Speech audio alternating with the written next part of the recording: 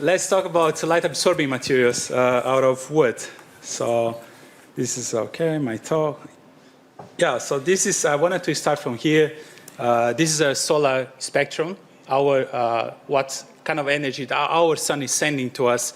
And it's a pretty good source of energy, free energy, and it comes like pretty much on the visible range, but also quite a fair bit on the infrared and the UVs and the UV.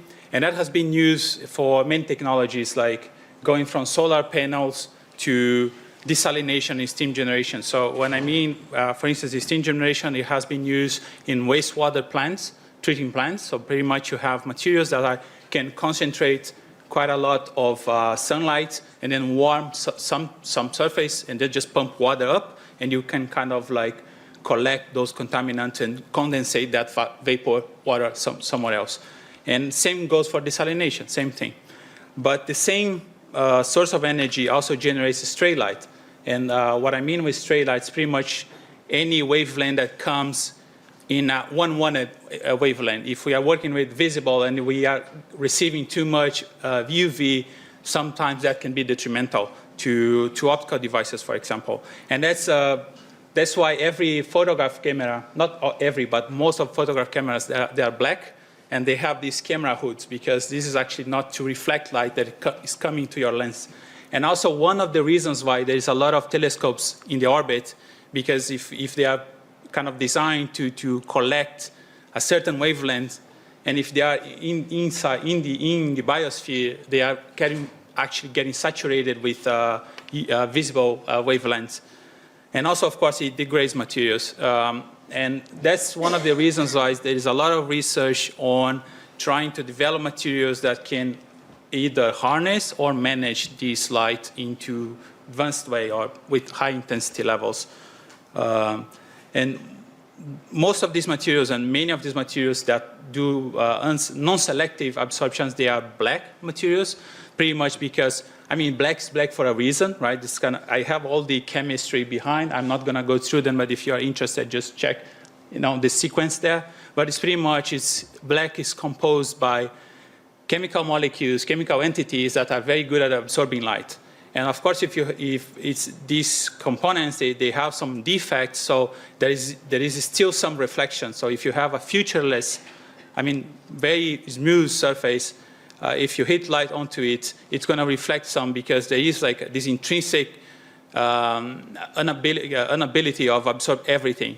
So what we do then is like we create light entrapping features. So pretty much, if you follow reflection law, same thing as for optical fibers, light would kind of like reflect in the same way that inside the material.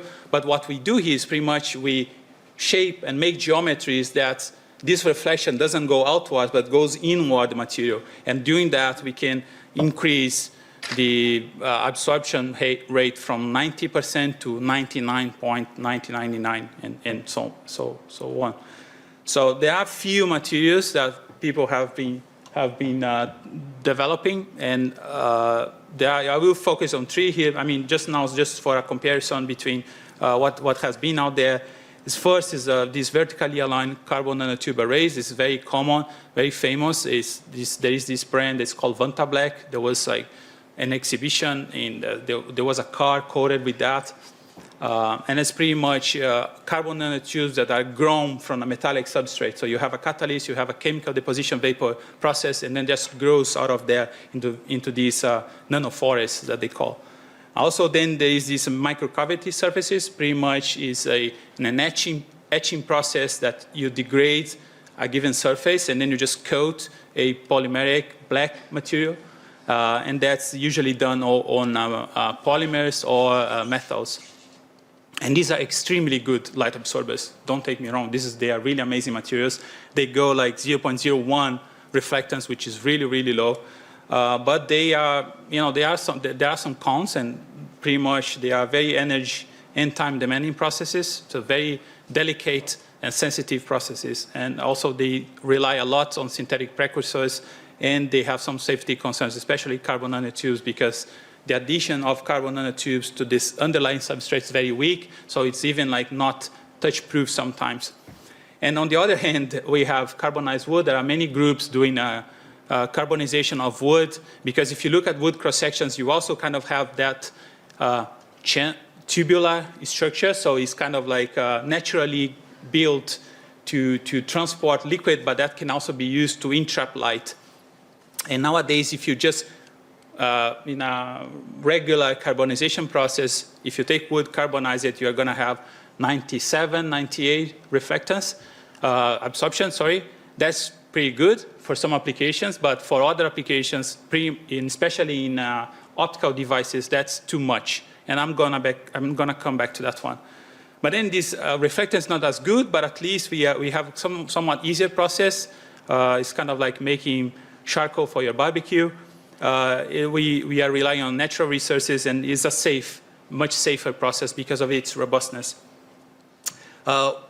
Then we took that one and we moved forward, and our process is a little bit like carbonization, but we do a few tricks behind that, before that really change everything. And for instance, in the image on the my right, your left, is just taking woods, and I mean low density wood, and directly carbonizing it, so you get very preserved structure. And actually that good structure is not so good for absorbing light. So we need to destroy it a little bit more. And what we do here, we take lignin back out, which lignin, as you know, is the kind of a cement of this wood structure. And then we take it back, we make it white, so that we can make it super black. So this is more or less what we do. It's kind of like controversial, but it works. So yeah, and then we get these kind of structures that on your right, that's like they are much smaller in dimension, and they have increased, I mean, it's a little bit better structure as far as light absorbing properties.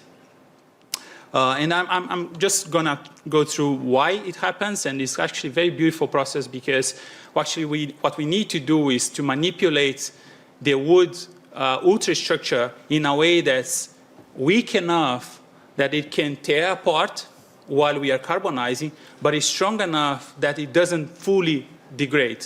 So it's kind of like a very narrow window that we managed to find that, and the way we do it is pretty much controlling how much lignin we have there, what kind of process we are using to delignify the material, and the carbonization temperature. There are a lot of details here, but we can of course have more discussions afterward, but all the information is there.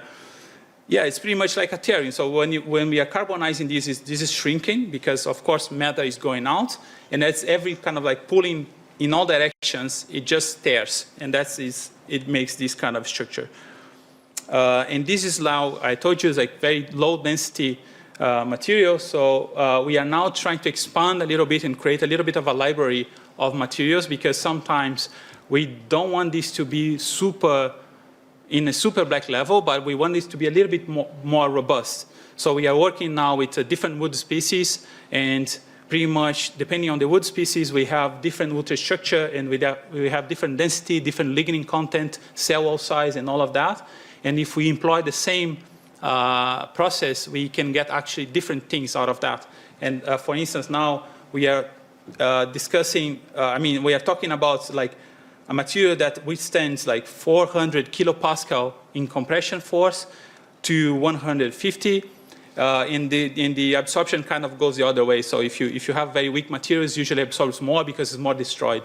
And just for a comparison, a touch proof is 10 kilopascal. So we are working a much, much higher regime. So that's kind of like helps us to try and find applications for that. And of course, as I told you, that there is some shrinkage when we carbonize the material because we are removing matter. This is a problem because this reduces the yield. So for instance, I said we wanted to cover like a given square footage of, a given surface with that material. If we are losing material just by shrinking, it takes a lot. We need to produce a lot. So what we are doing here, we are kind of working with this kind of reconfiguration. We actually like lignin to be in wood, but in the place that it is originally, it's actually not good. So we take it out, and then we put it a little bit back. And then it doesn't go, for instance, to the middle lamella, which creates like very big reflective surface. So we actually, when we introduce back lignin, it goes to the cell wall, and then it makes much more cohesive material. And when we carbonize it, then it doesn't shrink that much. So we kind of are doubling the area that we can cover with the material.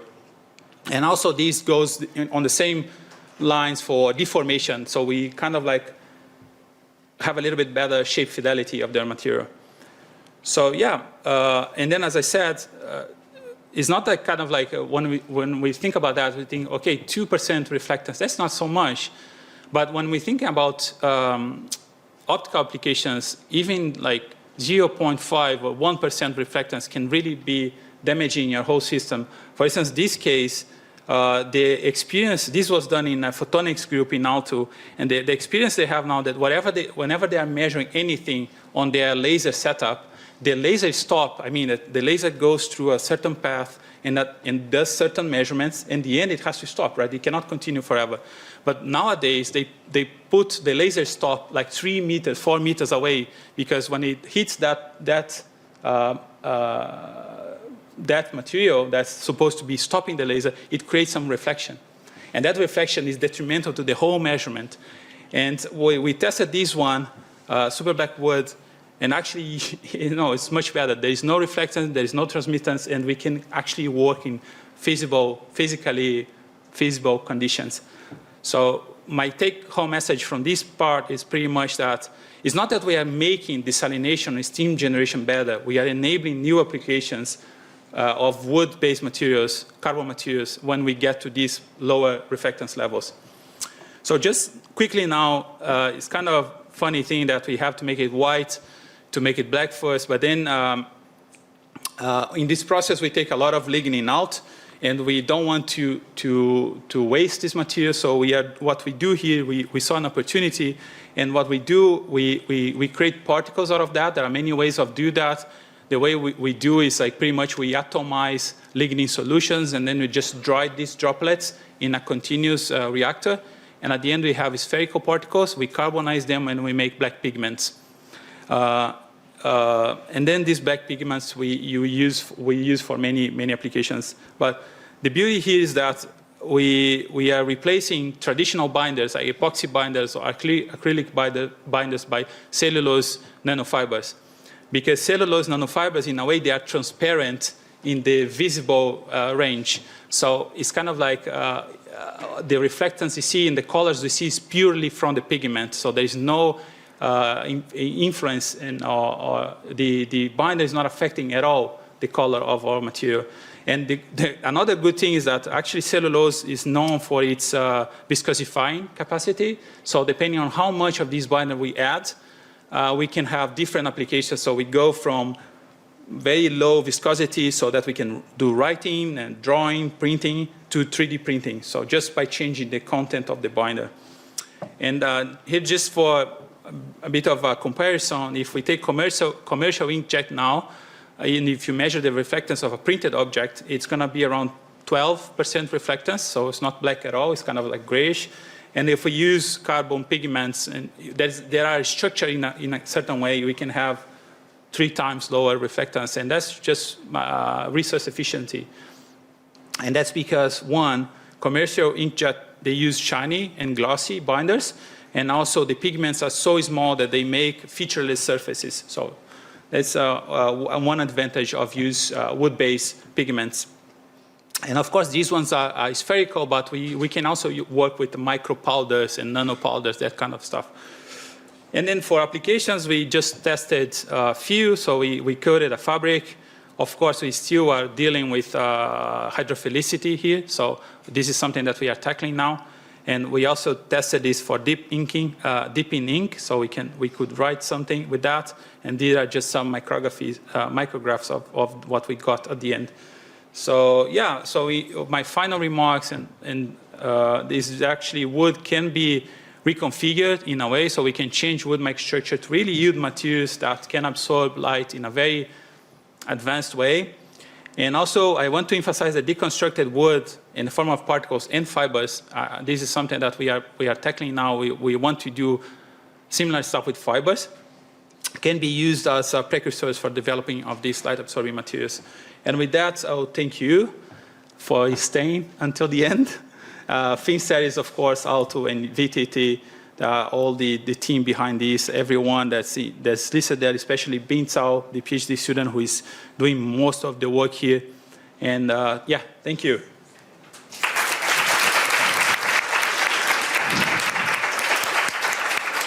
Thank you so much. Yeah. Do we have some questions from the audience? Yes, Art. Really nice. And we have one there. It's a really nice piece of work, and I congratulate you on it. Can you comment a little bit on the particle size during carbonation of lignin? Yeah, the thing is, this is a very technically tricky question because the biggest particle, the easiest to carbonize.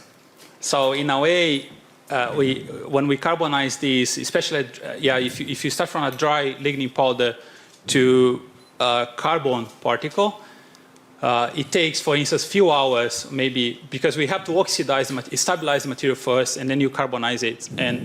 But if you do it too quick for small particles, you melt them altogether. That's right, yeah. So there is we actually have in one publication by Bean that he did the kinetics for that, and it's really a nice, beautiful linear regime that you can see. But hours for submicron particles and weeks for very small things. Wow. Okay. Week, maybe. So that's why we are avoiding small things, because actually for pigments, small is not the way to go. You need to create disrupted networks so you can entrap light. Okay. Thank you. Yeah, you're welcome. We had one question over there. Yeah. Hey, and thanks for the great presentation. I was just interested about the material itself, because if you carbonize it and you kind of remove stuff from the wood itself and you want to use it as a material, is it going to weaken the structure itself? For example, you were talking about cameras. Okay, if you would like to use that material in the camera, we know that coal in itself, it's not very strong, it's brittle material, so how would it be? Yeah, that's, I mean, here we are kind of like doing things in comparison, because, I mean, if you take wood, just wood, and it's got a very strong material based on its density, right? So the, what is this called? Like specific strength is very high. But when we do carbonization, actually we densify the material a little and we weaken it. So we are not thinking, that's a tricky question. We are not thinking about, the applications have to be as those of carbon arrays or that kind of thing, because this is actually a good picture for you, because, you know, this is like, here, it's a carbon nanotube array on a metallic substrate, and then you can see where they are wearing to be able to hold that, because you can actually, it's very delicate, so you cannot touch it. That's like even like below that 10 kilopascal of mechanical resistance. And we are working in a range of 150 to 100, depending on the species, we can go to 400.